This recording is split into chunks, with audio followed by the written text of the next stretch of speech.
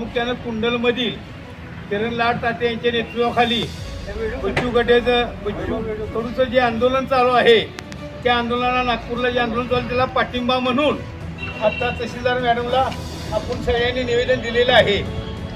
देशात एक वेगळ्या प्रकारची आज रुजस्व गुलामगिरी आहे। कोर्ट हे सगळे प्रशासकीय अधिकारी सत्तारूढ पक्षाला सामील आणि मॅनेज झालेली मंडळी आहेत। जनतेच्या पैशावर ह्यांचा रोजगार चालत असला, ह्यांचा पगार जनतेच्या पैशातून जात असला तरी ज्यावेळी दिल्लीला आंदोलन झालं, जे अण्णा हजारे आंदोलन बसले तेव्हा कोर्ट मॅटर झाली होती, आंदोलन चालवायचं का ठेवायचं का मोडायचं। तो कोर्टाने सांगितलं संविधानिक अधिकार आहे, ज्याला आंदोलन करायचं आहे, निषेध करायचा आहे, काय मागणी मांडायची आहे त्याला आंदोलन करायला परवानगी त्यावेळी कोर्टाने दिल्लीत दिली अण्णा हजारेला। पण ज्यावेळी जरांगे पाटील बसला किंवा त्या बच्चू कडू शेतकऱ्याबाई बसला तेव्हा तेच कोर्ट ते परवानगी नाकारते आंदोलनाला।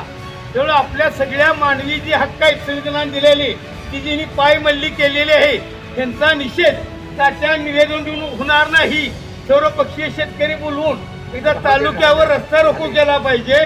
त्याशिवाय ह्या सरकारची ती कळत न कळत पेशवाई त्यांच्या कळत न कळत जो त्यांच्याकडे शेतकऱ्याला आता साधी तुम्ही क्लिप बघितली असते सगळ्यांच्याकडे मोबाईल आहे, फडणवीस देवेंद्र फडणवीस तिची क्लिप बघा नाही गडकरीची शुभेच्छा देताना बळीच्या डोक्यावर पाय दिलेली क्लिप आहे। एवढी मस्तवाद